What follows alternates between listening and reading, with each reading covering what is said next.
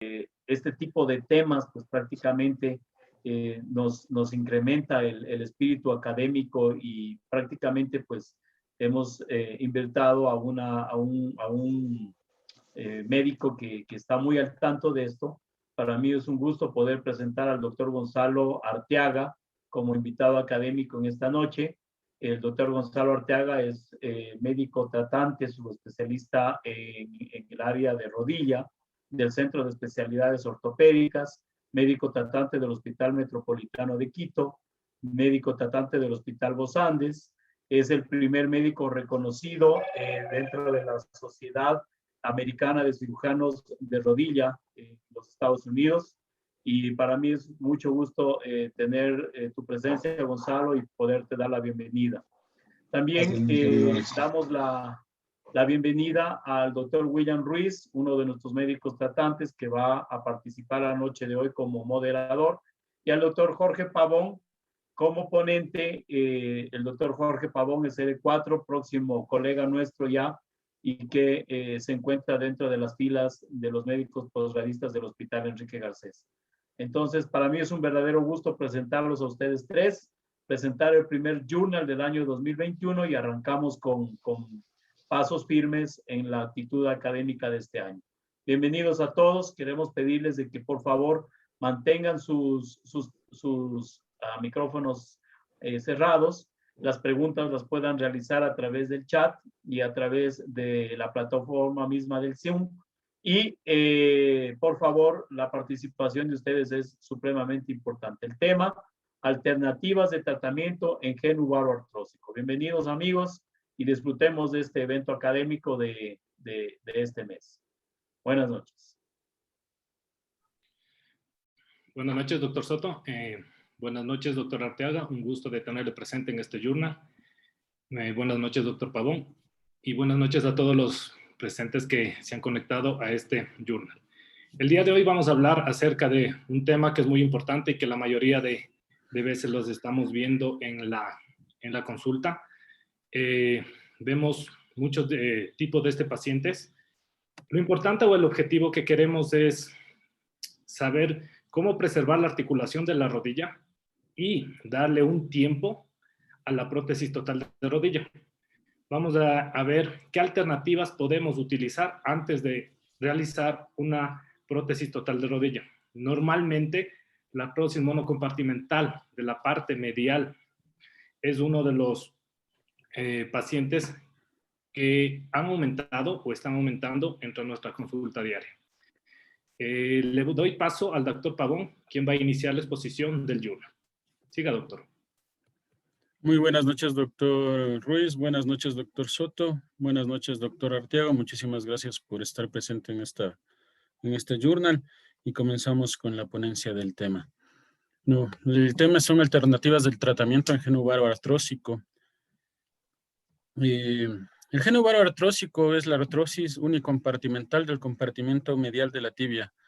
Puede ser primario a un varo fisiológico del paciente o secundario a un varo producido por algún tipo de trauma, especialmente en los que se produce una lesión del ligamento lateral externo a nivel de la rodilla y ligamento cruzado anterior también puede producir este tipo de varo artrósico. Está presente principalmente en los pacientes masculinos, llegando a ser un 71% de los casos. La edad media de aparición es de 56 años. Estamos hablando de pacientes jóvenes que todavía tienen una actividad buena a su haber. Y el sobrepeso es el principal factor predisponente que llega a estar presente en un 57% de los pacientes que llegan a padecer de genu varoartrósico. Para esto va a ser un pequeño recordaris de lo que es el eje mecánico y el eje anatómico de la extremidad inferior. Tenemos que el eje mecánico es una línea que cruza desde el centro de la articulación tanto a nivel de la cadera, de la rodilla y del tobillo. Este se va a ver desplazado en aproximadamente 10 milímetros a nivel de la rodilla. Perdón. Va a estar desplazada alrededor de 10 milímetros alrededor del centro de la parte femoral condilar y va a darnos varios tipos de angulaciones y ejes. Los principales para medir el varo en una rodilla serían el ángulo femoral distal lateral, que tiene que estar aproximadamente en 81 grados, con una media de 81 grados, y se encuentra normal entre 79 y 83 grados. Y el ángulo tibial proximal medial, que debe ser entre 85 a 90 grados, con una media de 87 grados. Tenemos que tener en cuenta que lo normal, el eje normal mecánico y anatómico del fémur tienen una separación de un ángulo de alrededor de 7 grados, y que el eje mecánico normal debe estar entre 1 a 2 grados hacia el varo. Cuando existe esta condición, en una condición normal, el 60% de la carga de la extremidad inferior se va a dar sobre el platillo medial y el 40% sobre el platillo lateral. Cuando existe un varo ya de 5 grados, esta proporción de la carga va a variar y va a ser del 67% en el platillo medial y solamente un 33% en el platillo lateral, lo cual va a aumentar el pinzamiento del platillo medial, del compartimento medial de la rodilla, y va a producir ya el varo artrósico. Cuando existe un varo de 10 grados, llega a ser del 86% la carga a nivel del platillo medial o del compartimento medial, y únicamente del 14% en el platillo lateral. Y cuando a esto se le suma una lesión del ligamento externo de la rodilla, vamos a tener una carga que llega hasta el 97% del peso corporal en el platillo medial, y únicamente el 3% se va a dar en el platillo lateral. Para esto es importante, en el momento que llega nuestro paciente, examinarle clínicamente. Se lo puede hacer de manera supina, como vemos en la imagen, donde se evidencia que la apertura que existe a nivel de las rodillas, que no llegan a contactar cuando está contactando ya los tobillos. En esto se habla de un genuvaro artrósico cuando el ángulo femoral distal lateral llega a estar de 95 grados, o el ángulo medial proximal tibial llega a estar en unos 100 grados aproximadamente. Es importante también examinar al paciente viendo la carga bipodal, donde podemos evidenciar cuando existe una lesión del ligamento colateral externo, cómo el varo va a aumentar. De igual manera, cuando hacemos que el paciente comience a deambular en la fase de apoyo monopodal, va a ser muy rápida debido a la inestabilidad que va a sentir el paciente en el ligamento colateral externo, y va a haber una laxitud en el colateral interno, ya que este no se va a tensar. Y finalmente, la parte de recuperación va a ser larga para poder dar estabilidad de una mejor manera a la rodilla. Para esto, clínicamente nos ayudan varias puntuaciones, como son las muy conocidas como la de Woman, la de COS, y una de las principales puntuaciones que nos ayudan a este tipo de manejo del paciente es la puntuación de HSS de rodilla, en la cual vamos a valorar el dolor, la estabilidad de la rodilla, la movilidad que ésta tiene, la fuerza que va a hacer el cuádriceps, que nos van a dar puntos positivos, y van a restarnos puntos la rigidez en flexión, extensión, o el varo o valgo que se produzca a nivel de la rodilla. Esta puntuación se califica como excelente cuando estamos de 85 a 100 puntos, buena de 70 a 84 puntos y satisfactoria de 60 a 96 puntos, y es mala cuando es inferior a 60 puntos. La clasificación que vamos a utilizar para esta artrosis monocompartimental de la rodilla interna va a ser la clasificación de Albach. Esta clasificación va desde el grado 0 al grado 5. La 0 es una rodilla normal. En el grado 1 vamos a tener un espacio articular pinzado por lo menos un 50% o menos de un 50%, donde se va a ver ya signos escleróticos a nivel de la articulación medial de la rodilla. El grado 2 va a ver el espacio articular ya va a estar cerrado prácticamente por completo, y obliterado. En el grado 3 va a haber una erosión del platillo medial tibial de aproximadamente, es inferior a 5 milímetros. El grado 4, la erosión va a ser de 5 a 10 milímetros con una subluxación lateral, y en un grado 5 ya es una artrosis instaurada de todos los compartimentos de la rodilla con una subluxación que llega a estar hasta de 1 centímetro. Un momento ahí, doctor. Listo. Doctor Arteaga, unas preguntas en cuanto a la primera parte de la exposición. ¿Cuál sería la clínica más frecuente con la que acude el paciente? Normalmente sabemos que en una rodilla normoeje el 75% de carga tiene el platillo medial y el 25% el platillo lateral. Normalmente los pacientes solo acudirían con un dolor en el compartimento medial cuando presentan un geno varo artrósico. A ver, la clínica es común a cualquier proceso degenerativo articular. Obviamente, si el pinzamiento es de predominio medial, vamos a tener sintomatología medial. Pero cuando se trata de lesiones avanzadas, los pacientes frecuentemente presentan también sintomatología en el compartimento lateral debido a la elongación de los componentes del complejo posterior externo. Entonces, no es infrecuente y se habla mucho en los artículos actualmente del empuje en varo o varus thrust, que es una inestabilidad externa producida por un proceso de subluxación cuando hay un compromiso medial marcado. Obviamente estoy hablando de artrosis avanzadas, pero evidentemente vamos a tener un compromiso y dolor en la interlínea medial y probablemente hay que ser minuciosos en la palpación del colateral externo para ver si es que esto también genera dolor. A diferencia del valgo, las rodillas con varo artrósico rara vez presentan clínica en la patelofemoral, que es lo bastante común en las valgas. En la vara no hay patelofemoral, pero sí medial y externa en el ligamento colateral. En cuanto al examen físico, ¿algún test importante o que usted siempre lo tome en cuenta para realizar? ¿Cuál sería el examen físico? A ver, la clave de esto es, bueno, ya vamos a seguir avanzando, pero mi examen clínico se centra en la reductibilidad del VAR. Y eso para mí es capital en el tratamiento. Ya voy a discutir un poco también el tema de las clasificaciones actuales. Pero lo que más te interesa saber en una rodilla es qué tanto puedes volverla a la normalidad. Y en la rodilla vara, cuando analicemos las alternativas de tratamiento, consideraremos mucho los reemplazos unicompartimentales y las osteotomías, aparte de los reemplazos articulares.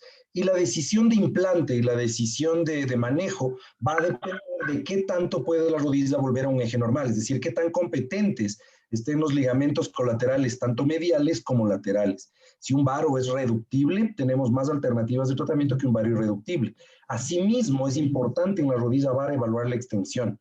No es infrecuente que nos encontremos con rodillas varas que no alcanzan una extensión completa, y esto es clave para decidir la elección del implante y los gestos que vamos a hacer en partes blandas, porque cuando balanceemos el gap en flexión y extensión, definiremos cuáles son las estructuras que vamos a liberar, así como hay un algoritmo de manejo de la deformidad en valgo, en la que tú decides si vas liberando el popliteo, si vas liberando el colateral externo o la cápsula articular. En el varo tienes que liberar el ligamento superficial, el ligamento posterior del colateral medial posterior, y finalmente el semimembranoso, que es el estabilizante, es el principal estabilizador dinámico en varo de la rodilla. Y entonces yo le doy mucha importancia a la reductibilidad. Y asimismo también le doy gran importancia a la sintomatología patelofemoral, porque cuando yo tomo una decisión de tratamiento, si decido ir por una prótesis, no una total, sino una parcial, las unicondilares, necesito estar seguro de que no tengo clínica de patelofemoral. No me preocupa el cepillado, pero sí me preocupa mucho la sintomatología al bajar gradas, la sintomatología al estar mucho tiempo sentados, dolor en frío, o sea, signos de artrosis patelofemoral. Y eso es algo que hay que tener muy en cuenta en el examen físico. Luego, en cuanto a los exámenes de imagen, normalmente los básicos que se pide, una P con cara monopodálica, una lateral, exámenes más avanzados que pidan, no sé, una proyección en Rosenberg, ¿cuáles serían los más importantes? Para mí la anteroposterior, sí, la placa anteroposterior y lateral son capitales. Ahí me voy a permitir, obviamente con carga, no me sirve de nada la APE sin carga. Necesito ver el grado de colapso que tenemos, el hundimiento que tenemos. En la lateral me interesa saber si la osteoartritis es anterior o posterior, si tengo o no deficiencia de ligamentos cruzados, para eso puedo apoyarme en una resonancia. También me interesa ver cómo está el eje articular, porque la cirugía, sobre todo en varos grandes, en varos de más de 20 grados o de 30 grados, que son los severos, es importante determinar si el varo es articular, en el caso de un colapso condilar o un hundimiento localizado en la meseta, o si es extraarticular, es decir, si es metafisario a nivel de las 5 centímetros más o menos distales a la interlínea articular, para saber si tengo que complementar en varos severos con osteotomías de compensación. Entonces, yo pido radiografías con carga P y lateral. Las laterales siempre las pedimos a 0 y, digamos, a 30 grados de flexión para ver altura de la patela, porque también la decisión de los cortes que vamos a hacer va a influenciar en la altura relativa de la patela. Y de hecho se piden planigrafías. Cuando la artrosis en varo es mayor a 15 grados, de 15 a 20 grados, yo pido planigrafías para ver ejes mecánicos y calcular si tengo que hacer algún otro gesto. ¿Normalmente solo le toma importancia al eje mecánico o a qué otro más parámetro normal? ¿Eje anatómico o tal vez le toma importancia al ángulo? Mi algoritmo de tratamiento en la artrosis y cómo lo manejo desde el abordaje, los pasos para las liberaciones y todo, se basan en el eje mecánico. No le tengo mayor interés al anatómico. Tenemos muchos, no sé, los que han tenido la experiencia de ver reconstrucciones articulares hechas con navegación, van a entender que muchas veces el navegador te da un eje anatómico perfecto, pero un eje mecánico imperfecto. Entonces, no es infrecuente que una rodilla quede perfectamente alineada, pero el eje de la prótesis te quede ligeramente en varo. Y esto no tiene ninguna alteración, ninguna consecuencia en términos de aflojamiento temprano. Entonces, para mí el eje mecánico es capital. Inclusive porque tienes que pensar yo al menos siempre considero, cuando tengo pacientes susceptibles de una osteotomía, considero siempre ese eje para calcular osteotomías inclusive, si se asocian a procedimientos. Una inclinación tibial posterior, un slope alterado, ¿lo tomaría? Se tiene que compensar. Nosotros compensamos el slope durante el acto quirúrgico. Siempre tratamos de dejar un slope neutro de 4 a 9. 9 normalmente no. Mi elección principal de implantes, que ya veremos más adelante, es prótesis no ultracongruentes rotacionales, que es lo que más me gusta, que puedo utilizar en varos leves. Y para eso necesito un slope neutro o máximo de 5 grados. Entonces el slope es importante compensarlo también. En cuanto a las clasificaciones, ¿le toma importancia alguna clasificación? Normalmente en todos los artículos hablan de la clasificación de ALBA, es la que la mayoría lo toma en cuenta para la parte de la... Correcto. Correcto, la clasificación de ALBA es básica, es la que tienes que saberte para saber el grado de lesión articular. Pero ya cuando hablas un poco más fino en el tema del geno varo artrósico, necesitas pensar... en clasificaciones, las clasificaciones actuales hablan de deformidades intraarticulares y extraarticulares. Las deformidades intraarticulares se dividen en grado 1, que son artrosis anteromediales con estabilidad del cruzado, las AMOA, que son artrosis que de hecho son las indicaciones para un reemplazo unicondilar.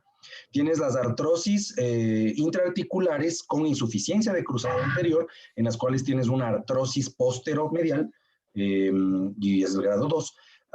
Y en el grado 3 tienes artrosis intraarticulares con insuficiencia ligamentaria y hundimiento.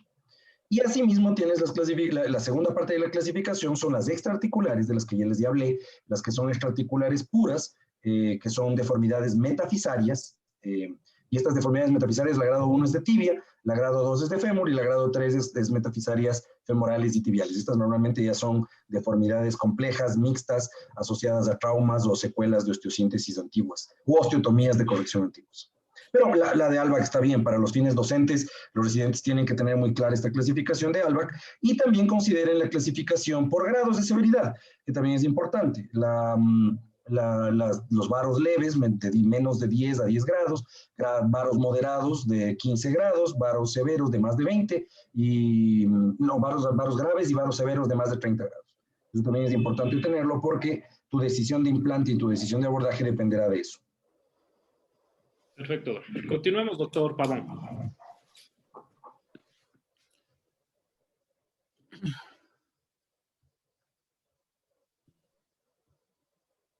Listo.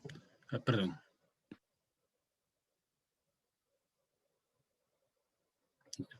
Dentro de las alternativas que hemos encontrado para este tratamiento del geno varo artrósico, en los tratamientos iniciales se puede hacer un tratamiento conservador con brace de rodilla. En este caso encontramos un artículo que data del año 2020, donde van a ver la eficacia de 3 tipos de brace de rodilla distintos. Estos brace son un brace de apoyo para la flexión de la rodilla en 3 puntos, un brace en valgo, obviamente, valguizante el brace, un brace valguizante con rotación externa y un brace articulado que se coloca en una lesión del ligamento cruzado.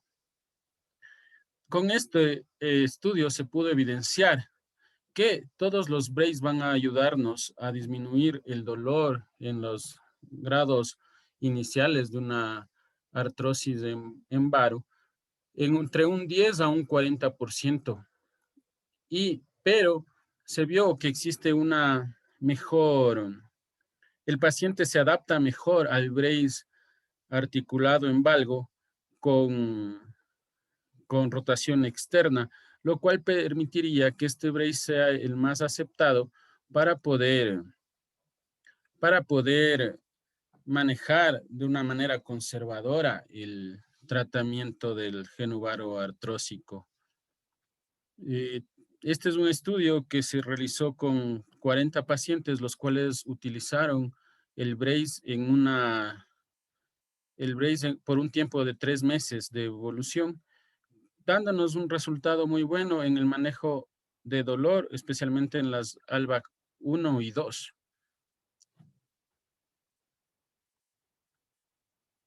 Listo. Doctor Arteaga, vamos a empezar hablando acerca del tratamiento conservador. ¿Qué paciente sería indicado para empezar un tratamiento conservador? ¿Cuáles serían los pacientes que sí se podría empezar a tratar con los brace, o se le podría realizar tratamientos regenerativos, tal vez no sé si esté indicado con factores de crecimiento, células madres, o realizarle una artroscopía para realizar una sinovectomía, una condroplastia? No sé si hay pacientes que tengan esta indicación y sea útil, porque sabemos igual que la deformidad es debido al eje, entonces no tendríamos nada que hacer, pero no sé en qué paciente sí sería indicado o puede resultar beneficioso para el alivio del dolor. A ver, estudios aparte, mi filosofía como cirujano es que todos los pacientes son susceptibles de manejo no quirúrgico de entrada, ¿no? Por concepto.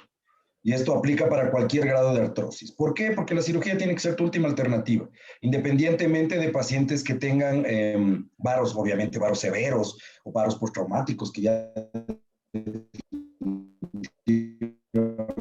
no hay forma de que los alivies, pero se trabaja mucho en elongación de isquiotibiales, trabajamos mucho en tonificación de cuádriceps y de isquiotibiales también. Obviamente el manejo antiinflamatorio, en la medida de lo que se pueda. Yo soy de los creyentes de que los opiáceos son una alternativa válida y viable en artrosis como manejo inicial. Esto en relación a medicamentos. Obviamente, cambio de estilo de vida, el tema de peso, actividad física y movilidad es importantísimo. El peso está sobreentendido. Nosotros no recomendamos, no sé si esté presente mi profesor, el doctor Ramos aquí, pero de él aprendí que lo primero que no le dejas al paciente es que se quede quieto. Lo que tienes que hacer es que el paciente haga actividad y que esa actividad nos mantenga con buena movilidad articular, con rangos de movimiento completos y con tono muscular. Eso es capital también en este manejo. En relación a medicamentos no orales, a infiltraciones y colocación de medicamentos, quiero dejarles clara una foto de esto. El uso de ácidos hialurónicos, corticoides, plasma rico en plaquetas, células madre, cualquier infiltración intraarticular con fines biológicos, tiene que ser considerada en el contexto de la artrosis. Si tienes un paciente con una... A ver, todos estos medicamentos lo que hacen es mejorar la condición del cartílago, la matriz de cartílago, volverla más viable, mejorar el metabolismo de cartílago, mejorar la densidad de la matriz de cartílago y trabajar en términos del líquido sinovial. Estos son en general todo lo que hacen los tratamientos inyectables. Pero la condición sine qua non, la condición sin la cual no puedes aplicarlos, es que haya cartílago para tratarlo. ¿De qué me sirve dar medicación para mejorar cartílago si ya no hay cartílago? Entonces, esto limita drásticamente el uso de colágenos, argininas, glucosamina, chondroitinsulfato, que de paso no sirven, infiltraciones y todo a los pacientes con un ALBAC máximo de 2. Y un ALBAC máximo de 2 es un ALBAC que probablemente también se pueda manejar bien con terapia y medidas de control de peso y cambio de estilo de vida. Las arriba de 2 o 3 de estirar la plata es engañar al paciente y muy probablemente termine en complicaciones infecciosas de la articulación. Entonces, no recomiendo el uso de, por ejemplo, el ácido hialurónico en rodillas que tienen artrosis avanzadas porque no estamos haciendo absolutamente nada, aparte de inflamar la sinovial. Con respecto a lo que bien menciona el doctor Pavón con relación a las órtesis, la órtesis en valgo es una órtesis, es un concepto muy interesante y atractivo, cambiar mecánicamente el eje de la rodilla con un sistema extraarticular. Los peros que tiene esto es que uno, es extremadamente caro. Las órtesis de valgo o las órtesis valguizantes modificables, sobre todo las de fibras de carbono, las que son más avanzadas, son órtesis que están por arriba de los $1,500, son extremadamente caras.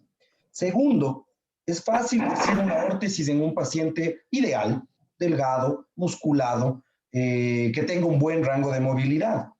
Pero cuando tú tratas de poner en una órtesis de estas, independientemente del costo, en un paciente gordito, un paciente que ya tiene deformidad en flexo, o un paciente en general muy activo, son órtesis extremadamente incómodas de utilizar. Producen compresiones cutáneas, producen lesiones cutáneas, producen compresiones vasculares, te producen compresiones nerviosas también. Puedes tener neuropatías secundarias a las zonas de carga de las órtesis. Entonces se usa mucho, se las vende un montón, porque todo el mundo prefiere gastarse en una órtesis a una cirugía. Pero la verdad es que en un varo moderado avanzado no son una solución viable a largo plazo y no resuelves nada. Lo que estás es dándole largas. En relación a tu consulta de la artroscopía, está más que definido que el manejo de una toilette artroscópica, es decir, liberación de, digamos, limpieza de líquido sinovial, remoción de fragmentos de cartílago libres, estabilización de lesiones de cartílago, remoción de fragmentos de menisco y estabilizaciones ligamentarias, esas están un poco más en duda, definitivamente ayudan al paciente en términos de sintomatología.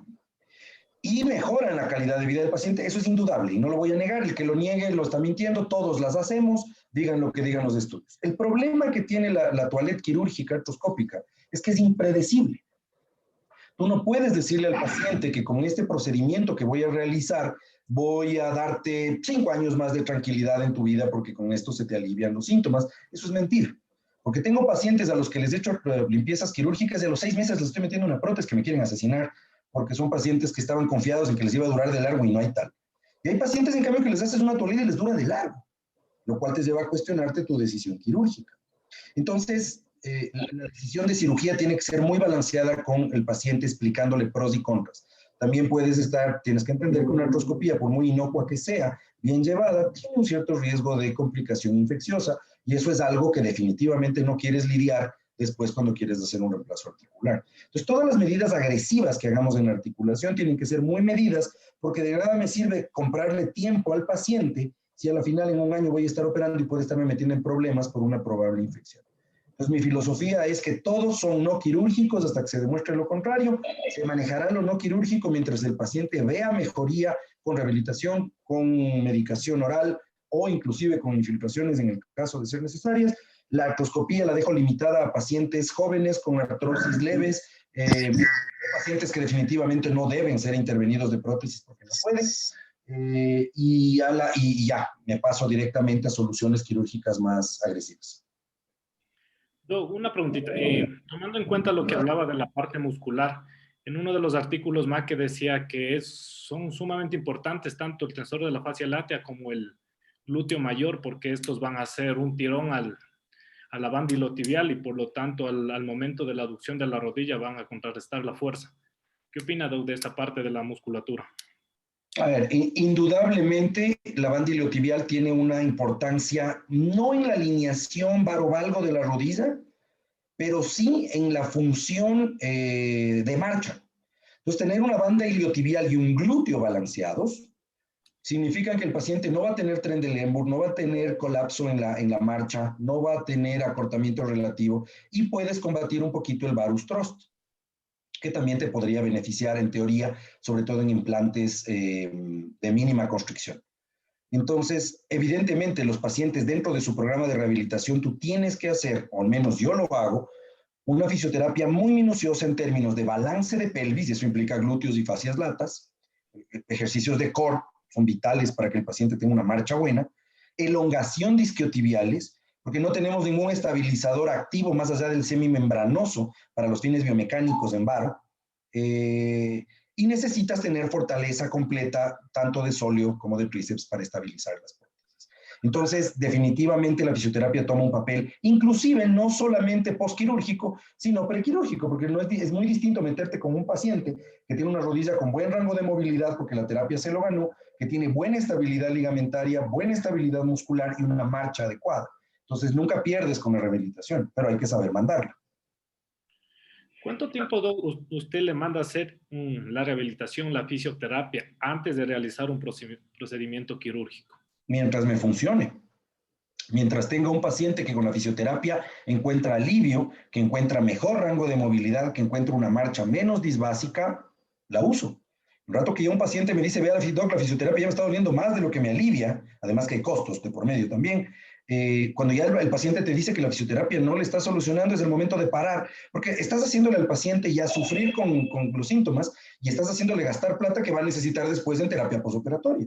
Pues cuando yo hablo de un manejo integral de rehabilitación, no quiero decirte que el paciente lo tengo 2 meses antes de la cirugía, todos los días en terapia, sino que le estoy haciendo ciclos de rehabilitación de 5 a 10 sesiones, qué sé yo, semestrales, trimestrales, conforme el paciente va evolucionando en su patología.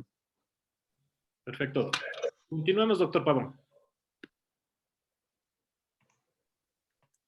Listo. Continuando con las alternativas al tratamiento, podemos evidenciar, perdón, puedo cambiar de diapositiva. Se puede evidenciar las osteotomías de tibia proximal. En este tipo se encuentra que existen 2 tipos de osteotomías valguizantes, la una que es la de apertura medial y la otra que es de cierre lateral a nivel de la tibia proximal.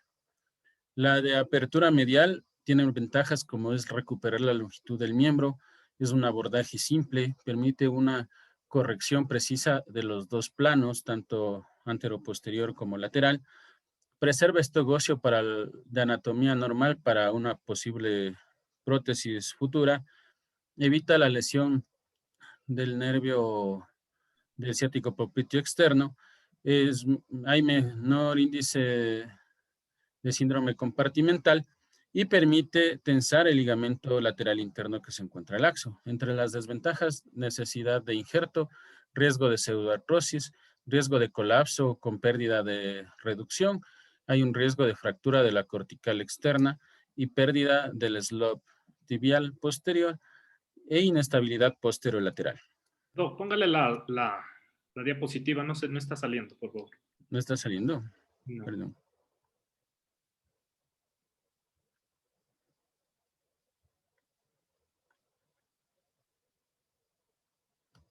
Perdón. Entonces, perdón, renuevo. Las osteotomías de la tibia proximal valguizantes, tenemos una osteotomía medial de apertura y una osteotomía lateral de cierre. Las ventajas, como les decía, de la osteotomía medial de apertura es una recuperación de la longitud del miembro, es un abordaje simple, permite una corrección precisa en 2 planos, preserva el estogosio para una futura prótesis, evita la lesión del ciático popliteo externo, menor índice de síndrome compartimental, permite tensar el ligamento lateral interno laxo. Las desventajas en este tipo de osteotomías es la necesidad de un injerto, que este injerto no pegue y hay un riesgo de pseudoartrosis, riesgo de colapso por pérdida de la reducción, riesgo de fractura de la cortical externa, pérdida del slope tibial e inestabilidad posterolateral. En cuanto a la a la osteotomía de cierre lateral.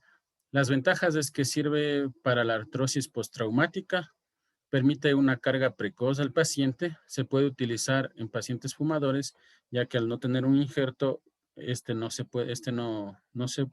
podría perder y tendría mejor osificación.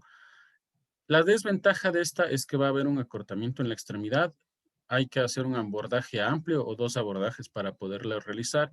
Se va a tener que también realizar una osteotomía del peroné. Ya hay riesgo de la lesión del ciático popliteo externo, dificultad para una futura artroplastia por una pérdida de sustancia ósea. Hay una pérdida del eslop tibial e inestabilidad igual de posterolateral de la rodilla.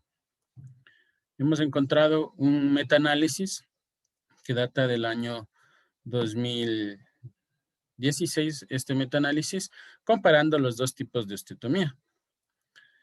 En este metaanálisis se incluyeron 23 estudios luego de hacer criterios de inclusión y exclusión, con un total de 1,400 pacientes, 700 para la osteotomía tibial medial y 700 para la osteotomía tibial proximal lateral. Se evidenció con este estudio que la osteotomía tibial medial de aumento es mejor que la osteotomía lateral.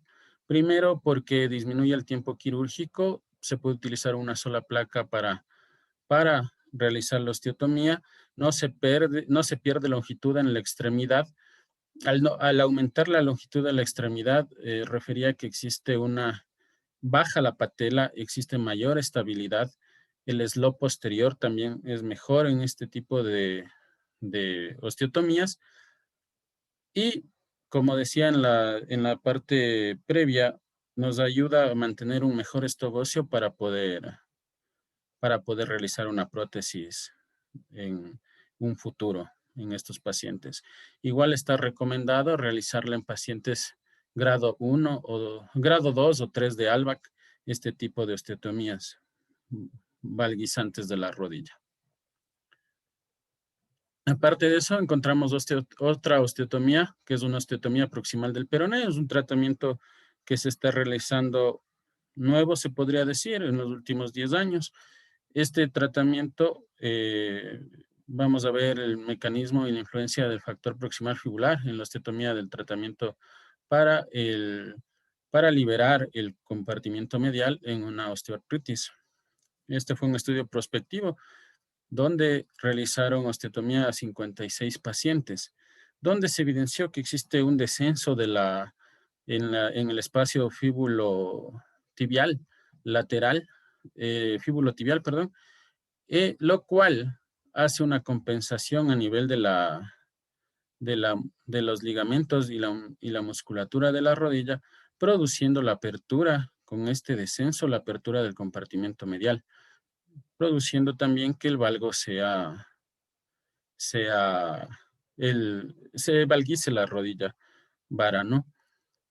Igual está recomendado en casos con una clasificación de ALBAC 2 y 3. Se hizo un seguimiento a estos pacientes durante 36 meses, evidenciando en el HS score de un malo que pasó de regular a bueno. En todos los pacientes, la flexión de la rodilla también se vio que aumentaba los rangos de flexión, llegando casi a una flexión normal, y la escala del dolor redujo de 6 a 2 puntos en este tipo de pacientes. Doctor Arteaga, una vez que el paciente lo hemos tratado ya de manera conservadora, pero no hemos tenido buenos resultados, vamos a hacer un tratamiento quirúrgico. Por lo que vemos, pues vamos a hacerle una osteotomía en la cual lo podemos dividir en 2 partes, la osteotomía de apertura y la osteotomía de cierre. ¿Cuáles serían las indicaciones para cada uno de estas osteotomías? La indicación de la osteotomía no varía en términos de que tu plan es cambiar el eje mecánico, alterar totalmente la zona de carga, parte externa, y derivar la carga para producir una un retardo en el proceso de destrucción articular. Mi experiencia personal nunca fue con osteotomías de cierre. En el centro donde yo me formé no hacíamos osteotomías de cierre, me entrené en osteotomías de apertura siempre, y hemos tenido excelentes resultados con la placa PUDU de Arthrex, que es la que más empleábamos, en pacientes muy grandes, la antónica, que lastimosamente ya no existe en el momento, y variantes de las mismas. Pero esencialmente lo bueno de esta osteotomía es que no acortas el miembro, eso es probablemente lo más importante, y mantienes una buena tensión de los colaterales. Es totalmente extraarticular, supratuberositaria, es estable si se hace bien, y te permite, a diferencia de lo que decías, Jorge, te permite modificar el slope tibial. O sea, tendrías que cometer un error bien grave para dañar el slope tibial, porque con la osteotomía, al menos con las placas de cuña de apertura anterior o posterior, tienes un perfecto control del slope tibial, entonces lo puedes optimizar. Y es eso. Además, lo que tú dices es totalmente correcto. La osteotomía de apertura es una osteotomía más benigna en términos de recuperación. Las complicaciones en realidad no son tan frecuentes, pero existen. Existen lesiones del paquete vasculonervioso cuando haces la osteotomía en el corte tibial posterior. La otra complicación que yo he tenido, bueno, no he tenido ninguna complicación vascular, gracias a Dios, pero sí tuve una complicación de fractura de la cortical externa, y es un problema porque se inestabiliza, y si es que no lo solucionas con algo para fijarla, eso te va a dar problemas de consolidación. Tuvimos un retardo de consolidación también, se trató con ondas de choque de alta energía y ventajosamente pegó. Pero fuera de esos detalles, sobre todo la lesión de la cortical externa ha sido lo más técnicamente demandante de este procedimiento. Entonces yo me entrené con esa. Me acabas de dejar loco con esta estoy pensando biomecánicamente cómo esta osteotomía fibular nos puede liberar el compartimento externo. La verdad es que no tengo experiencia en eso, pero me acabas de dar un interesante tema de lectura porque no le encuentro mucha lógica biomecánica, pero tengo que leer. Y en cuanto a las osteotomías de cierre, si conversamos de esta misma, si hubiéramos mantenido esta misma conversación hace 30 años, probablemente la mayoría de nuestros profesores, o mis profesores, al menos ustedes no, pero mis profesores me hubieran enseñado a hacer osteotomías de Coventry y me hubieran explicado de la maravilla de las grapas de Coventry y lo bien que se cerraba y las pocas tasas de problemas que ellos tenían, pero yo no llegué a ese estadio. Para mí la placa es el gol estándar y con eso me mantuve siempre. Entonces, mi decisión de osteotomía realmente es el paciente joven, ósea, que tiene una deformidad reductible que puedo manejar extraarticularmente, que no tiene compromisos intraarticulares, sobre todo en términos de meniscos y alteraciones de inestabilidad ligamentaria, para justificar la realineación extraarticular. Entonces, ¿cuál sería un paciente que tenga las indicaciones de ser perfecto para realizar una osteotomía de apertura? Varo leve a moderado de hasta 15 grados, estabilidad ligamentaria completa, delgado y no osteoporótico. La edad no me importa, la verdad, la edad me es irrelevante porque yo considero más calidad ósea que edad cronológica, la verdad. En cuanto al índice de masa corporal, ¿con cuánto manejamos para realizarle la osteotomía? No tenemos bases, no tenemos estudios de nivel 1 que te correlacionen índice de masa corporal y tasa de complicaciones. Evidentemente, mientras más estable sea la osteotomía, lo que necesitamos es tener un excelente aporte óseo o injerto óseo para tratar de que no existan colapsos de la placa por sobrepeso. Entonces, el paciente con o sea, hasta una obesidad moderada, te diría yo. Ya cuando hablas o sea, un sobrepeso alto o obesidad leve, pero ya obesidad avanzada tienes que trabajar también en el tema nutricional. Como te dije, normalmente mis pacientes, antes de hablar de cirugía, yo ya les manejé con término nutricional, con tema de rehabilitación, con todo lo que hacemos antes de. Entonces es difícil hablarte de un paciente ideal porque no todos los pacientes te van a cumplir todo lo que tú quieres para que sea una osteotomía ideal. Pero se emplea mucho cuando tú tienes, por ejemplo, pacientes que tienen una alteración severa de recurvatum, por ejemplo. Puedes hacer una osteotomía de apertura posterior para corregir recurvatum si tienes un slope exagerado. Cuando tienes pacientes que ameritan una corrección compleja, una corrección las rodillas en bayoneta, cuando tienes deformidades mixtas, las que les decía yo en las clasificaciones, que tienes valgo femoral, varo tibial, este tipo de cosas, te puedes apoyar con osteotomía como un primer procedimiento, inclusive para prepararte para una eventual artroplastia posterior. Puedes mejorar ejes y convertir un paciente, puedes convertir una primaria extremadamente compleja en una primaria simple con un gesto de una osteotomía unos meses antes. Pienso yo. O sea, ahí me falta un poco más de experiencia. No sé, por aquí andaba Pablo, por aquí anda Pablo Ramos. Él tiene muchísima experiencia en osteotomías. Entonces, si nos para bola un ratito y nos cuenta, él tiene muy buenos criterios en el tema de realineación, sobre todo en varos. Una pregunta, usted no toma en cuenta la edad. La mayoría de los artículos le toman en cuenta la edad, ¿no es cierto?, para realizar la osteotomía. Usted me dice que no lo toma en cuenta la edad. Obviamente, un paciente de tercera edad osteoporótico no es mi primera opción, pero tengo pacientes deportistas de 75 años que tienen meniscos intactos, que tienen un varo doloroso, sintomático, con sufrimiento de cartílago, y los osteotomizas y quedan fantásticos. No son todos, no es la mayoría. Obviamente, la osteotomía, por descripción, es un procedimiento reservado para el paciente joven, varo, pero no lo excluyo al paciente que tiene una articulación sana y que tiene una edad un poco más avanzada. Lógicamente, una paciente osteoporótica fumadora de 80 años, ni de broma. Tengo que hacer algo más fijo, pero repito, la edad cronológica para mí personalmente no es un limitante. Al realizarle una osteotomía de apertura, ¿tenemos algún problema en cuanto a la patela? ¿Puede quedarnos una patela alta o una patela baja? ¿Lo toma en cuenta eso usted o no? No, más bien lo que estoy pensando es que estoy haciendo un cambio de alineación. Y cuando al realineo sí tienes que considerar el efecto de tu osteotomía en el eje mecánico, y el eje mecánico directamente está relacionado con el ángulo Q y está relacionado con la patela. Entonces, cuando tú tienes un paciente varo que le haces una osteotomía y lo valguizas en exceso o sobrecorriges, puedes generar en una patela que estaba artrósica o preartrósica, pero no sintomática, la puedes volver una lesión sintomática. Y ahí sí te estás metiendo en problemas. Entonces, por eso, esto es un tema de... Esto es un tema de análisis global del paciente, no es solo pensar en la osteotomía como el eje radiográfico, sino que tienes que pensar en tu patelofemoral, que es la que directamente va a sufrir los cambios en el ángulo Q que tú generes con una realineación.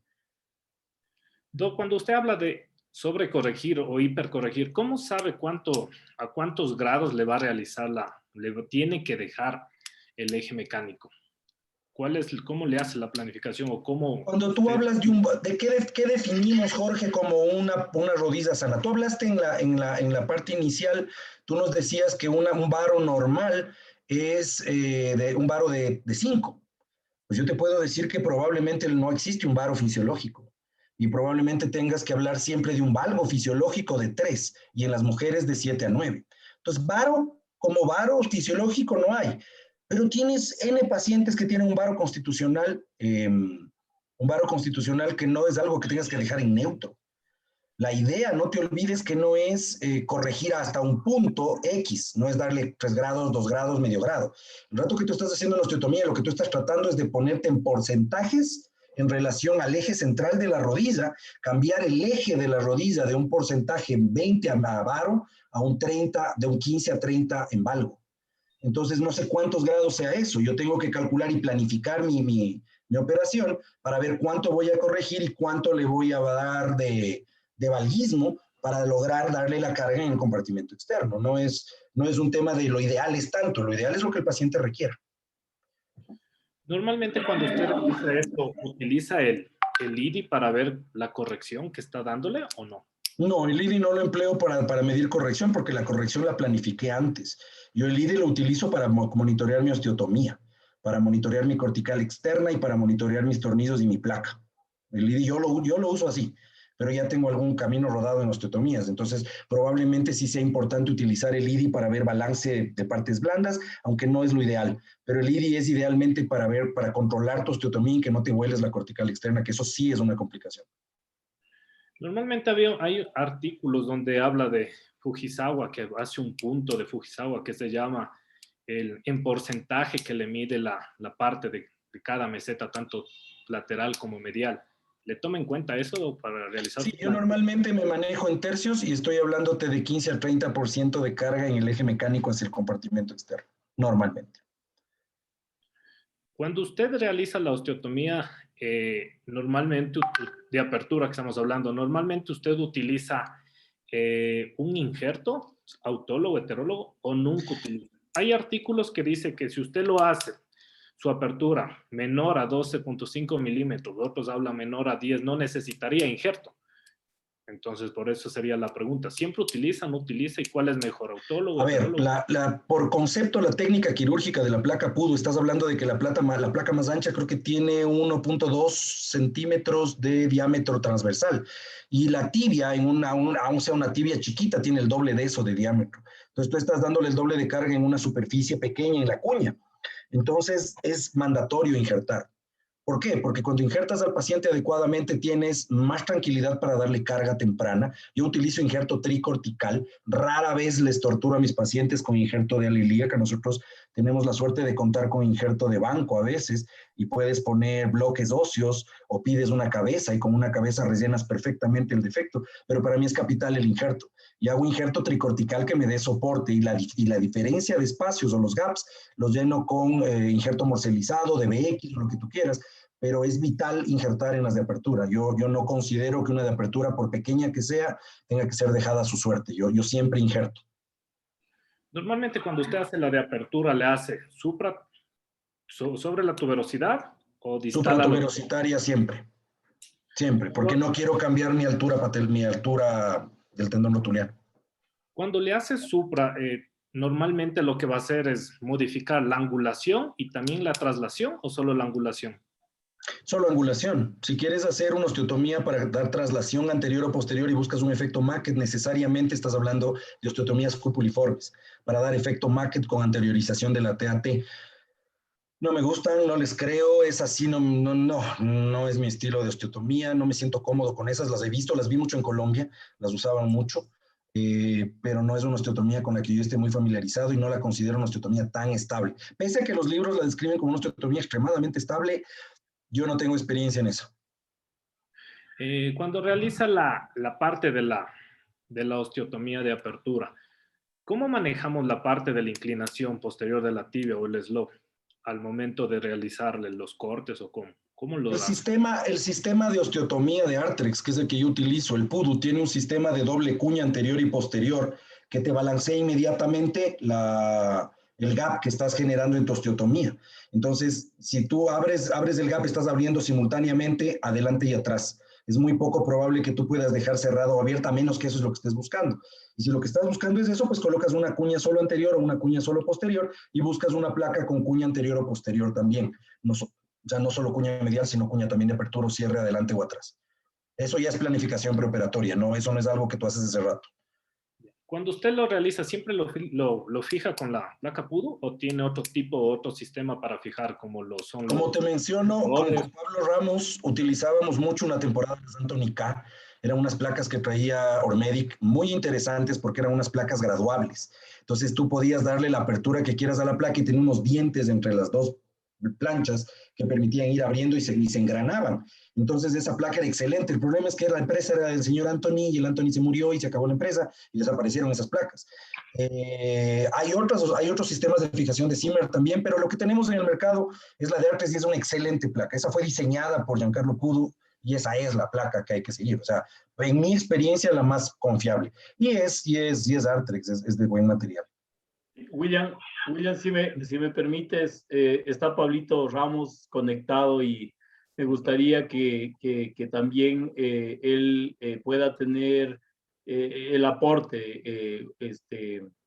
El Pablito Ramos, pues el otro Pablito es profesor nuestro y profesor de Gonzalo, entonces la experiencia que tiene Pablito es muy, muy grande. Entonces, Pablito, muchas gracias por conectarse y continúen, ¿no? William, continúa, pero es muy importante el aporte de Pablito. Bienvenido, Pablito. Gracias, Alex. Sigan nomás. Hola, Doc. ¿Cómo ha estado? Doc, bueno, ¿cómo ha estado? ¿Qué dice, Willy? Muchas gracias, Pablito. ¿Cómo está? ¿Cómo ha pasado? Doc, bueno, estábamos hablando un poco de las deformidades casi solo en Genuvaro. ¿Qué nos podría hablar, Doc, acerca de las deformidades, pero Genuvaro, pero que se acompaña con deformidad fija en flexión de la rodilla? Para el gordo, para mí. Bueno, a ver, solo algo le faltó al gordito que él no ha hecho nunca osteotomía de cierre y yo en el chat les había colocado cuándo sí utilizar la osteotomía de cierre. Cuando tú tienes un stop en la osteotomía de pudo, cuando tú tienes un varo exagerado. Y ahí sí tú puedes y debes realizar la osteotomía y aprender a hacer la osteotomía de cierre, porque en la osteotomía de cierre tú extraes parte o la cuña que quisieras tú corregir. Anteriormente yo aprendí en Argentina haciendo la sección a nivel de la diáfisis del peroné y teníamos, sí, problemas justamente con el ciático popliteo externo si tú no tenías precaución de esto. Actualmente, y cuando sea posible les voy a pasar, hubo un webinar reciente de ISACOS en el cual un médico inglés lo que hace es, y alguna vez hicimos en Argentina, únicamente separas la articulación tibio-peronea sin tocar la diáfisis, con eso era suficiente, más o menos como el artículo que presentó justamente Jorge. Entonces, ¿qué ganamos con eso? No lesionas la diáfisis, que bueno, en el artículo de Jorge había la sección de una virola del peroné, pero en este tipo de técnica no haces ningún tipo de alteración a nivel del peroné. Liberas la articulación y puedes corregir ejes bastante grandes que tienes la limitación que en el pudo, como ya dijo el gordito. Gonzalo, justamente con él hemos hecho las correcciones y también en el chat les puse, si tú tienes conjuntamente un varo con un recurvatum, y más o menos lo que tú me estás preguntando, Willy, cuando tienes una retracción y flexión en un paciente joven y quieres corregir eso, tú puedes variar la colocación de la placa o del injerto y con lo mismo corregir esta deformidad en eje, digamos, recurvatum o antecurvatum conjuntamente con el varo. Te da el chance la placa según la colocación o más posterior o más anterior. Entonces es posible manejarse, pero eso te digo, ya cuando tienes un varo exagerado, piensen y tengan en su arsenal justamente la osteotomía de resección externa, que lo hacíamos hace muchos años y repito, lo dejo yo como justamente en el arsenal cuando tú tienes un varo muy fuerte. Eso sería mi recomendación en esto. Claro, pero cuando usted le hace la liberación de la parte de la articulación proximal del peroné con la tibia y después le hace una osteotomía para hacer la distalización del peroné, ¿cómo le fijan? No, a ver, la fijación, tienes muchas alternativas. Una de las alternativas que también lo vi yo en España alguna vez que fui para allá y en Argentina lo hacíamos para abaratar los costos, una placa de media caña que usábamos hace muchos años, media caña, no de tercio de tubo, sino de media caña. Tú lo que hacías, doblabas, le ponías en L, le colocabas como una placa de HS, en la cual le hundías a nivel de la meseta la T que hacías y le fijabas con los tornillos de 4,5, una alternativa que te cuesta $50. También puedes poner las actuales de meseta tibial, que sería muy costoso, pero tienes esa alternativa de fijación. O sea, es fijación como una fractura de meseta y con eso es suficiente. Pero hay otras personas, y alguna vez lo hice, tornillos canulados que haces el cierre y dos tornillos canulados de meseta hacia la parte de fijación tibial, que también puedes manejarlo en esa forma. Te da menos control, menos fijación, tienes que tener justamente la precaución de poner una rodillera con articulación metálica para que no exista rotación y no termines en una pseudoartrosis, que ya lo dijo Gonzalo justamente, que en el pudo, si no tienes esas precauciones de injertos, y perdón que me meta en eso, Giancarlo Pudo, si te vas a los requerimientos o las recomendaciones de él nunca pone injerto, porque él lo que hace es la distracción, colocación de la placa, y él dice que la fijación o la formación del hueso es de por sí en esa zona que justamente está sangrante y está con injerto, no, perdón, con injerto, sino con el hueso esponjoso. Nosotros sí hemos tenido mucho cuidado y siempre utilizamos el injerto, pero si tú vas a la publicación original de Giancarlo, él nunca usa injerto. En la parte de cierre, la fijación siempre tiene que ser más estable y repito, yo siempre pienso un poquito más en los pacientes y mientras menos costoso y mejor fijación, pues con eso es suficiente. Así es que sí fijo con tornillos. No, Y con una pregunta, perdón. cuando le hace una osteotomía de cierre, ¿usted ha utilizado yeso tal vez? Porque antes No, se trataba con yeso o se trataba con tutores.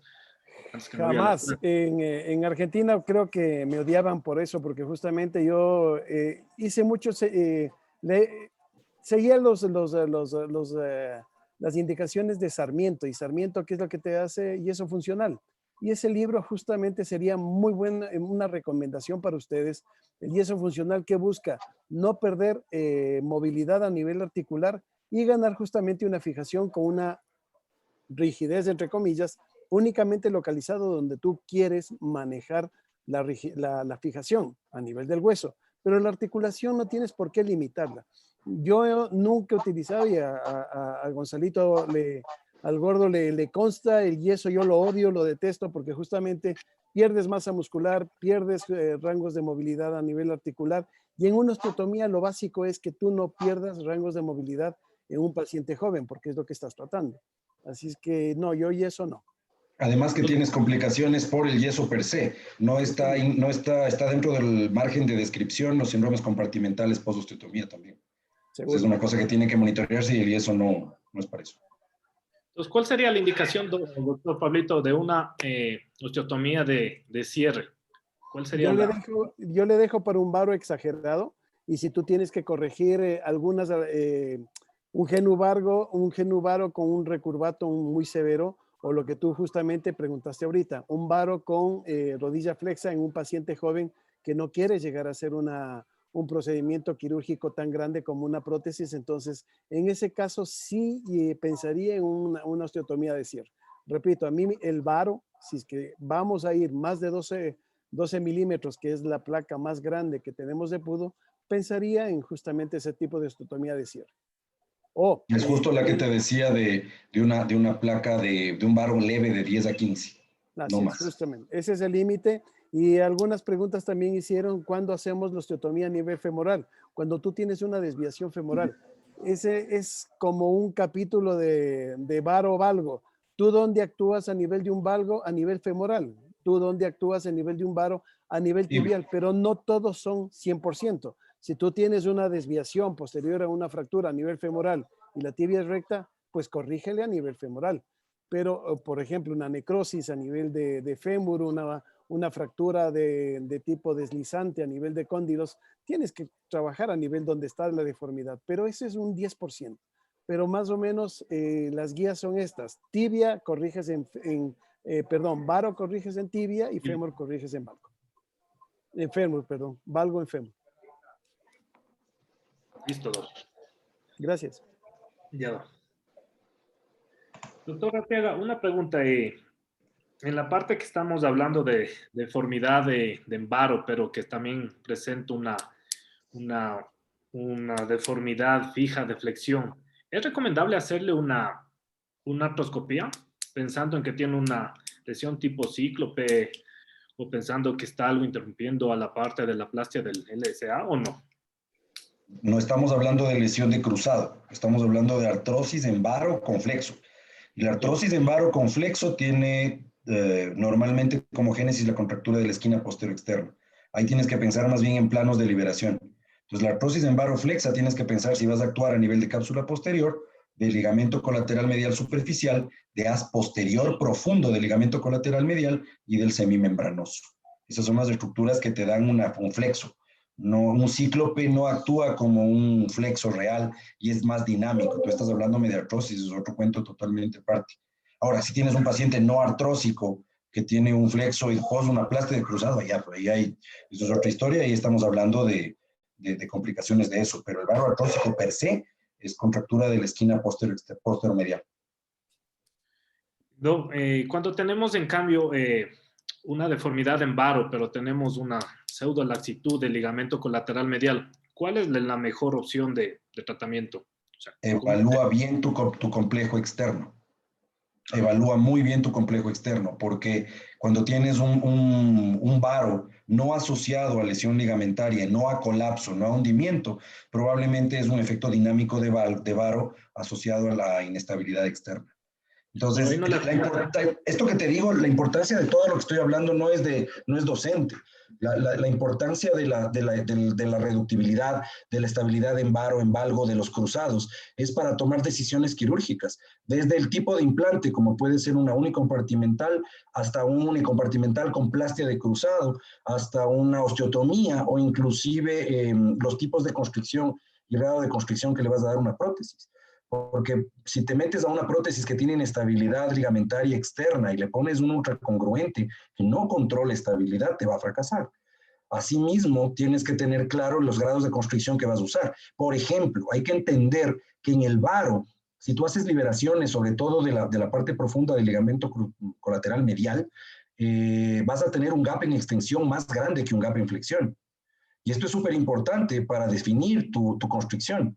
Si es que utilizas, bueno, aquí la verdad creo que la mayoría de las personas que yo conozco y nosotros incluidos sacrificamos el cruzado posterior. Pero cuando tú sacrificas el cruzado posterior estás creando un mayor gap en extensión. Entonces tu balance y tu decisión de implante es vital tener clara la foto de las partes blandas. Y eso lo haces antes, eso no es una cosa que decías hace rato. El error común es que entran con una única prótesis, con los números limitados de insertos, y el rato que se encuentran con que el varo no les reduce, empiezan a liberar y siguen liberando, se encuentran con que hay un valgo inestable y escogieron mal el implante, tienes una prótesis inestable que así le metas polietilenos de 20, no va a estabilizarse nunca los gaps. Entonces lo que te digo es que si tienes un varo, evalúa no solamente el colateral medial, evalúa el externo. Cuando tenemos un varo artrósico y además tenemos una laxitud del ligamento colateral lateral, ¿cuál mejor es, osteotomía de cierre o de apertura? La osteotomía es un procedimiento extraarticular y tú no estás tratando tensión ligamentaria ahí. Si haces una osteotomía de resección, de hecho creo que estás dándole más laxitud a los colaterales externos y estás inestabilizándola más. Si haces una osteotomía de apertura, no es que estabilizas los compartimentos externos. Algo de tensión le puedes dar al colateral medial, pero es una osteotomía extraarticular supratuberositaria, entonces no incides en tu estabilidad articular. Ahí tendrías que hablar de reconstrucciones ligamentarias o de semiconstricción en prótesis. Pero ahí podríamos hacer una liberación del peroné, una osteotomía y una distalización para que quede el colateral lateral ya no laxo. Pero estás artrósico, estás apretando más la rodilla. Si estás hablando de un varo artrósico, tienes que resolver tu varo. Pero, por ejemplo, en este caso que tú me das con un colateral externo laxo, no puedes pensar, por ejemplo, en una unicompartimental, porque es una prótesis que no corrige ni varo ni valgo. Tienes que pensar en una prótesis probablemente total con constricción, al menos intermedia. Claro, pero, o sea, no se podría ahí hacerle, no, o sea, sin hablar de prótesis, hablando de osteotomía.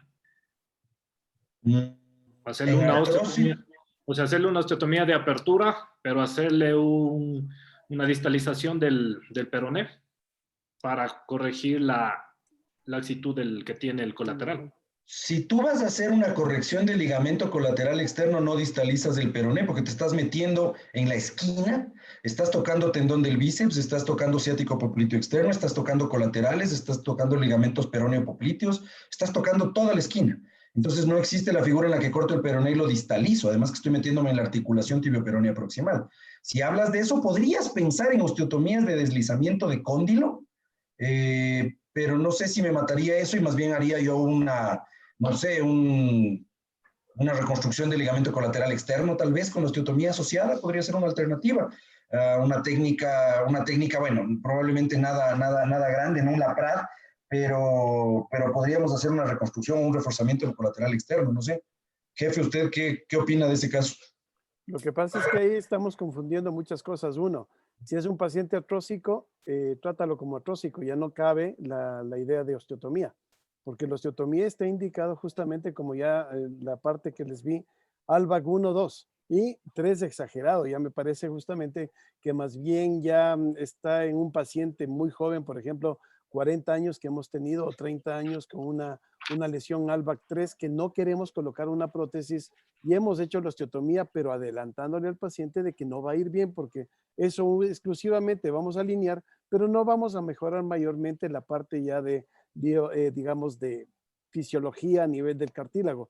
Tú lo que estás presentando, Willy, estás preguntando si tenemos una laxitud externa y con un varo ya artrósico, directamente pues ya tendríamos que pensar en un procedimiento protésico, y ahí vendría justamente lo que nosotros usamos con Gonzalo, es la ultracongruente, que no cabería porque habría mucha inestabilidad.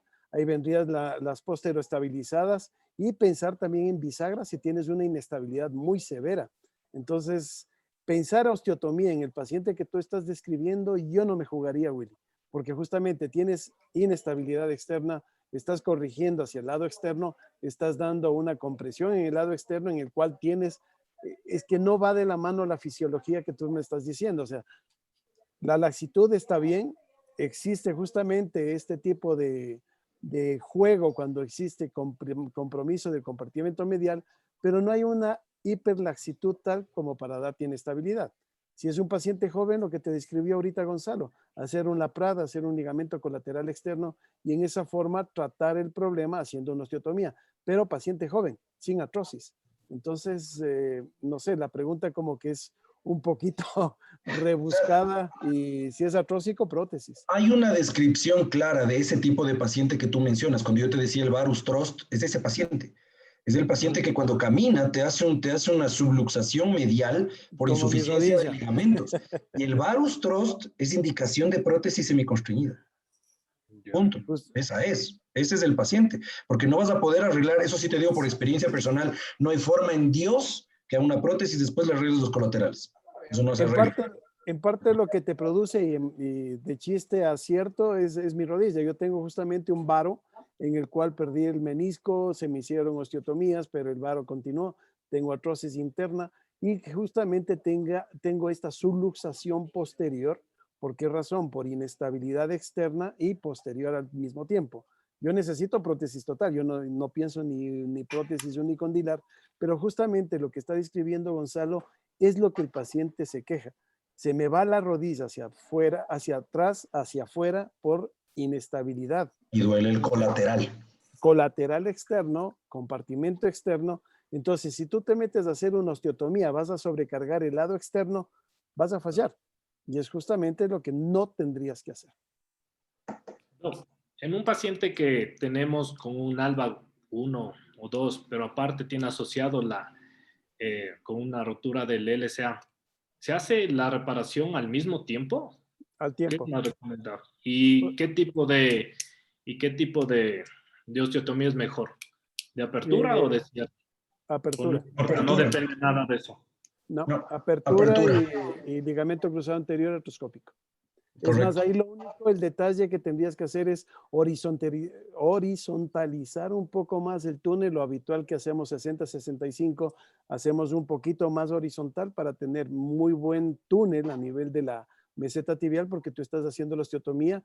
Y otro detalle quirúrgico, el momento de hacer la osteotomía supratuberositaria, damos un poco más de angulación para tener mucho más rango de hueso donde hagamos la tunelización del ligamento cruzado anterior. Pero las dos cosas hacemos. Y la fijación del cruzado se hace luego de la osteotomía.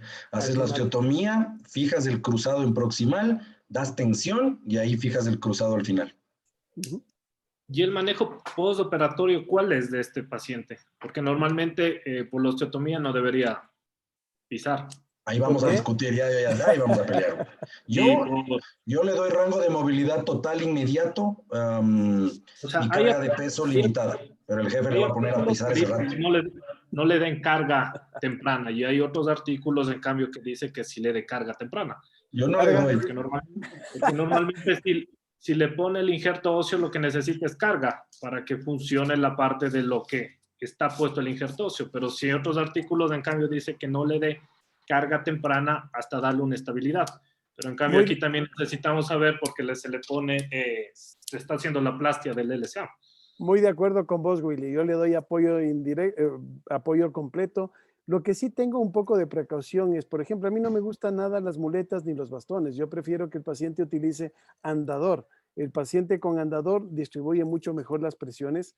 Le pido al paciente que no, y eso como recomendación a los fisioterapistas, si trabajan con ellos, no punta talón, es talón punta. ¿Por qué razón? Tú cuando haces apoyo de punta talón, estás produciendo flexión de la rodilla, haces una retracción de todos los componentes posteriores y el paciente va a terminar con una rodilla flexa. Siempre talón punta, yo lo que mando es sí apoyo desde el inicio. La PUDO, ¿qué te da? Una fijación. Si tú restringes movimiento con una plastia de ligamento cruzado anterior, vas a tener una artrofibrosis. Yo movilizo y apoyo desde el comienzo.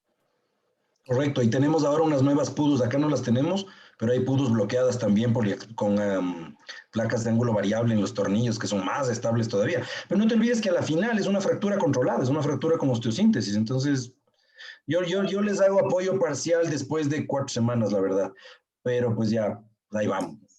¿Y a qué tiempo le quita el andador? Yo el andador, habitualmente le retiro al mes, hago una radiografía de control y al mes ya retiro todo. Igual. ¿Cuál podría ser las consecuencias o los factores para que falle la osteotomía? Que te hueles la cortical externa. Justamente. Eso te da inestabilidad. Existe una clasificación de un chino, no sé el nombre, pero hay diferentes tipos de grados. El primero que me produjeron a mí, fractura de la meseta tibial fractura de la meseta tibial externa porque no haces una osteotomía completa, fractura de la meseta tibial, fractura de la cortical externa y fractura más desplazamiento de la tibia. Estos son los 3 grados justamente y como ya describió el Gonzalo, es fractura de la meseta, tú no puedes realizarlo en cualquier tipo de osteotomía. Digamos cortical del otro lado, tienes que respetarle, hacer solo bisagra, no debes hacer un corte total. Cuando le pasa esto de la fractura de la meseta de la corte, ¿cuál es el tratamiento que lo hace ahí o cómo lo repara? Nos ha pasado, ponemos placa al otro lado o placa en el otro lado o alguna vez pusimos 2 tornillos canulados cruzados y con eso hemos manejado. Pero tienes que solucionarlo, o sea, no te quedes con la duda. Si se te fue la cortical, haz algo, no la dejes así porque se te va la porra la osteotomía. Voy a leerle las preguntas que están haciendo los doctores que ingresaron al journal. El doctor Eduardo Cedeño pregunta, en caso de mal rotación tibial y femoral, ¿cómo valora clínicamente? ¿OTAG con supresión es mandatorio? Nosotros usamos una superposición de tomografía de cadera, rodilla y tobillo para ver TTG, anteversión femoral y tobillo. Esa es una forma. Clínicamente, pues clínicamente, o sea, ves si tienes rótulas viscas, ves si es que tienes anteversión femoral, ves si es que tienes la tuberosidad tibial, ves el varo tibial, ves la separación que tienes entre los cóndilos, o sea, clínicamente, como describieron. No sé, jefe, ¿algo más? Pero la TAG es básicamente, y la radiología, ¿no? Obviamente la planigrafía es vital. Hay solo un detalle, yo lo que estoy mandando actualmente en ese tipo de pacientes, le pido al paciente que haga una planigrafía parado o escanograma parado con la posición que el paciente se sienta confortable, habitualmente es con las piernas abiertas, y luego le digo, corrija la posición y póngales paralelo. Ustedes van a ver la rotación directa solo en ese tipo de cambio a nivel de una radiología. Hagan la prueba y van a ver que justamente les va a dar muchos detalles a nivel de la posición tibial. Y bueno, lo que describió ahorita Gonzalo, justamente la tomografía con superposición cadera-rodilla y después rodilla, digamos, tobillo. Otra de las preguntas es, ¿cuándo realizar osteotomía en cúpula o domo? ¿Y cuál sería la alternativa en deformidad angular y traslación? La osteotomía tipo Maquet o cupuliforme es una osteotomía descrita para que puedes corregir lo que te dé la gana. O sea, la teoría de esa osteotomía, al menos como la mencionaba nuestro profesor colombiano, el negro, es que era una osteotomía versátil que te permitía corregir cualquier grado de deformidad extraarticular de tibia, porque la cúpula te aguanta todo, ¿ya? Y te permite hacer efecto Maquet cuando tienes hiperpresión o artrosis rotuliana. Puedes manejar la artrosis medial y la artrosis femoropatelar al adelantar la patela y hacer un efecto Maquet con osteotomía. En papeles es una osteotomía bien chévere. Yo no la sé hacer, pero es en teoría excelente. Lo que nosotros hemos hecho es justamente la utilización de la cuña dependiendo del tipo de rotación o de defecto extra al varo como te describí, si es que tenemos justamente una flexa, le colocamos la placa un poco más posterior. Si queremos hacer una extensión de la tibia, le ponemos un poco más anterior. Hemos hecho osteotomías con colocación de injerto completamente anterior y con eso hemos corregido. O sea, creo como que le hemos utilizado mejor la osteotomía con apertura, colocación de injerto.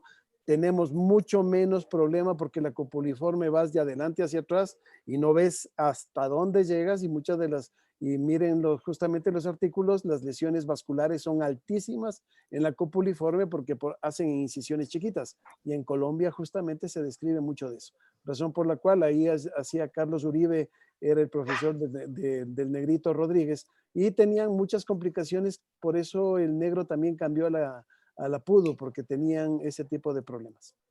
Por eso digo, en papeles es excelente, pero práctica no es. Así es. Otra de las preguntas es, en caso de una deformidad multiapical de tibia, con genu varo artrósico y varo del tobillo no artrósico, ¿se realiza una doble corrección en un tiempo o en 2 tiempos? A ver, ahí estás metiéndote, cuando hablas de multiapical o multiangular, estás hablando del CORA, de los centros de rotación objetivo de la deformidad. Sí, se pueden hacer osteotomías. No te olvides que en el varo generalmente tienes un tobillo valgo, y eso del doctor Soto nos aclarará mucho más, pero el varo artrósico lleva a un valgo del medio pie, y así es la ley. Entonces, muy raro el caso que me estás planteando de varo del medio pie y varo de la tibia. Eso es, no creo que sea lo más frecuente, pero puedes solucionarla con una osteotomía de 2 planos, una biplanar, sí se podría hacer. Ventajosamente yo eso no tengo, pero en teoría, calculando los coras, puedes corregir de arriba primero la meseta y luego abajo. No sé, el Alexander, ¿qué nos pueda decir sobre eso? Algo que un poco difiere de tu caso, pero sí hemos tenido cuando tú tienes una deformidad a nivel femoral y una deformidad a nivel tibial. Y sí hemos hecho osteotomías, justamente corrección del valgo a nivel femoral, porque tienes un fémur valgo, y tienes corrección de la tibia vara con una osteotomía de apertura en la parte tibial. Eso sí hemos realizado al tiempo, justamente femoral y tibial, y la movilización desde el inicio. Y eso no hemos usado en estos pacientes. Una cosa adicional, y va a la mano de una de las preguntas que nos hace Eduardo Cedeño sobre el uso de plantillas con alza externa. Algo relacionado con lo que menciona el Gonzalo. Es medio controversial, aunque cada vez está más en desuso. Las plantillas con alza externa, se hablaba mucho de que una alza que te permita tener un alza entre 5 a 7 milímetros te va a permitir hacer una corrección entre 5 a 12 grados, lo cual creo que es completamente irreal. No estoy de acuerdo. Yo creo que las correcciones, tal vez en pacientes que presentan un ALBAC 1, máximo 2, creo que tal vez se pueda justificar. Yo creería más que todo un paciente que tiene una sintomatología en grado 1, en donde pues su cuadro álgico no es tan evidente. Eso nada más. ¿Te puedo dar mi experiencia propia? Las cuñas te dan más compresión a nivel del lado externo, te dan mucho más dolor en el lado externo, y cuando tú caminas incrementa justamente la traslación posterior. No te sirve para nada, y concuerdo contigo, Alex. Correcto. Otra pregunta, cuando ya hemos realizado una osteotomía, a la radiografía ya todo está, el eje se ha recuperado, todo, pero el paciente sigue con dolor. ¿Qué se realiza ahí, o qué procedimiento sigue? No seleccionaste bien tu tratamiento. Si es que hiciste un paciente con un varo artrósico y un dolor articular, teóricamente descartaste lesiones meniscales, descartaste lesiones condrales, descartaste lesiones ligamentarias y optaste por cambiar el eje mecánico. Entonces, teóricamente, aliviaste, entendiéndose que no estás solucionando el problema, que estás quitándole carga. Pero si te sigue doliendo el paciente luego de la osteotomía, es que operaste lo que no era, porque tiene una segunda patología que es la que le está causando la molestia. Y básicamente te estás limitando ahora a artroscopía y al cuento nuevo. Por eso hablamos de que para una osteotomía tienes que tener descartado todo. Antes hablábamos de clínica y clínica y clínica, pero ahora no, ahora tienes radiografía y resonancia. Entonces, con una resonancia no hay quien se haga el loco. Con la resonancia, vos ya calculaste radiográficamente tus ejes, con la tomografía viste tu alineación patelofemoral y con la resonancia conoces la articulación por dentro. Entonces, si ya con todas estas herramientas y una clínica sólida haces una elección de una osteotomía y te va mal, algo no viste, algo te equivocaste, algo se te pasó por alto, creo yo. Lo principal del tratamiento, y no escuché, no sé si es que estoy mal, pero lo primero que hacemos es una artroscopía. Y como justamente Gonzalo, en osteotomía. En osteotomía, previa a cualquier tipo de osteotomía, sea valguisante, sea varizante, lo que hacemos es una artroscopía, confirmamos lesiones, osteocondritis habitualmente sí existen, y con ese manejo posterior ya articular pasamos a la osteotomía. Y más o menos contestando tu pregunta es en pacientes que tienen una osteocondritis, por ejemplo, nosotros usamos mucho los OATS o mosaicoplastia, y este tipo de paciente puede fallar. ¿Por qué razón? Porque justamente puede haber no una buena curación de la lesión que manejaste. Solo en ese caso yo daría, digamos, sentado lo que tú estás diciendo. Un paciente que se hizo todo y persiste el dolor, posiblemente una osteocondritis que no fue bien o que no fue bien manejada. ¿En qué tiempo se debe pasar después de realizarle una osteotomía, y viendo que el paciente sigue con dolor, para realizarle una prótesis unicompartimental o realizarle No, una artroplastia total de rodilla? ¿Qué tiempo? ahí no tienes tiempo porque estás o escogiste mal el paciente porque no tienes por qué tener ese tipo de tiempo. Si hiciste una osteotomía, tomas en cuenta que es el paciente ideal sea la edad que fuese, el peso es bajo, muy buena actividad, muy buena tono muscular y estás haciendo una osteotomía para que esa osteotomía te dure de 5 a 10 años. Si no, no te metas a hacer osteotomía y espérale un poco y le pones la prótesis. Ahí sí, completamente en desacuerdo. Que además aclaremos, porque esto que estamos haciendo ahorita es un journal que tienes para hablar 3 journals más, pero cuando tú hablaste de una prótesis unicondilar, jamás podía ser un paciente de osteotomía. La prótesis unicondilar es en pacientes normoejes con varos reductibles. Si un paciente te calificó para osteotomía, no es paciente de prótesis uni, es paciente de total, por concepto, o sea, ni cerca. No puedes hablar de una unipososteotomía, eso no existe. Y eso que quede claro, posterior a una osteotomía, no puedes poner una unicondilar. Hay necrosis de esa zona de la meseta y es lo que más falla. Vas directo a una prótesis total. Si tenemos un paciente con una artrosis patelofemoral, ¿es recomendable hacerle una osteotomía o en esos pacientes no es recomendable hacer? Si es que no es sintomática, yo le hago la osteotomía. Claro, lógico. Ahora, ¿qué estás hablándome? Si tienes una artrosis patelofemoral, tienes que entender hacia dónde está el contacto de la rótula, para eso es la tomografía axial. Si tienes como el 99% de las artrosis patelofemorales una artrosis externa, tienes que entender que la osteotomía lo que va a hacer es darle más valgo y vas a hiperpresionar esa rótula. Tu única indicación de tratamiento de una artrosis patelofemoral con osteotomía sería una cupuliforme tipo Maquet o una artrosis medial, que es supremamente rara en patelofemoral. Entonces, no es de ninguna manera el tratamiento de artrosis patelofemoral una osteotomía, porque de hecho la vas a presionar más.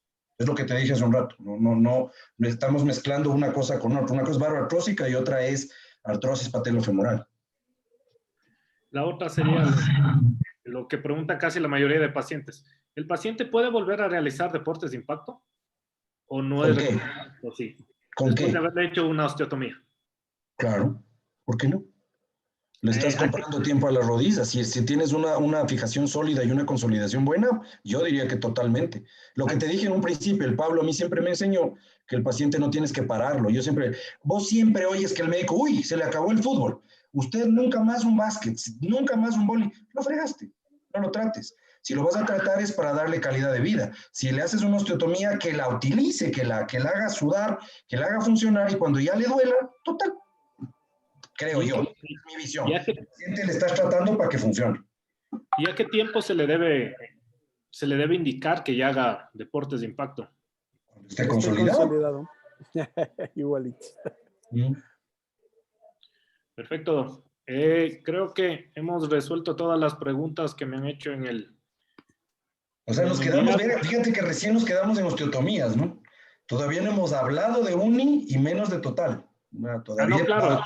Es un tema bien grande.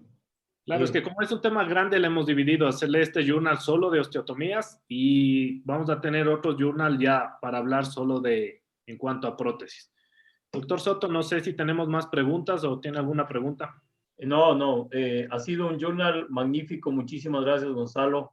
Gonzalito, pues hemos tenido en los simposios que hemos hecho en el Hospital Enrique Garcés, por pandemia, pues no los hemos continuado, pero Gonzalo es un amigo del servicio, igual doctor Pablito Ramos, con todo ese conocimiento y con toda esa escuela. Muchísimas gracias por todo lo que hemos conversado y se ha generado. Yo tengo algunas cosas que me involucran en la parte mía del tobillo, porque lo uno sí se relaciona con lo otro, pero pues bueno, habrá tiempo para seguir conversando.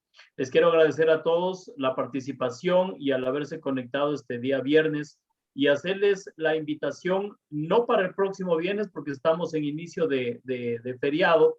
Muchos estarán cuidando y se estarán guardando en algún sitio, pero hemos considerado suspender el journal por inicio de feriado, y al siguiente, después de carnaval, vamos a tener un tema muy importante. Tendremos como invitado al doctor Diego Guerra. Diego Guerra es el encargado de la clínica de heridas del Hospital Vos Andes, a propósito de los casos que estamos teniendo en nuestro hospital, y vamos a hablar sobre lo importante del manejo de las partes blandas y la toma de decisiones desde el momento mismo del trauma y cuando nosotros nos llega la emergencia. Y esto también va a ser medio parecido a lo que se ha generado el día de hoy. Son temas supremamente importantes que involucran una gran participación académica, y esto lo hemos decidido justamente con Diego Guerra, hacerlo en dos tiempos. Así que les invitamos para de aquí a 15 días a este journal que consideramos supremamente importante, pues nosotros los traumatólogos debemos conocer el manejo de partes blandas, y no solamente darle el asunto a los cirujanos plásticos. Pues los cirujanos plásticos nos ayudan, algunos son más estéticos que reconstructivos. Diego Guerra, como Gonzalo y como el doctor Pablito lo saben, él es un experto justamente en la parte reconstructiva. Le hemos invitado y está muy contento en participar de este journal. Entonces, les invitamos desde ya, les enviamos un fuerte abrazo, cuídense mucho, piensen bien el voto. No puedo hablar de candidatos por obvias razones, pero al lazo con el lazo. Muchas gracias y nos vemos en 15 días. Gracias por todo. Gracias. Jorge, muy buena presentación. Síguela desarrollando, está bien, está chévere. Gracias, William, muy pleno. Un gusto. Gracias, Doc. Hasta luego. Ya nos vemos. Gracias. Bye. Un gusto con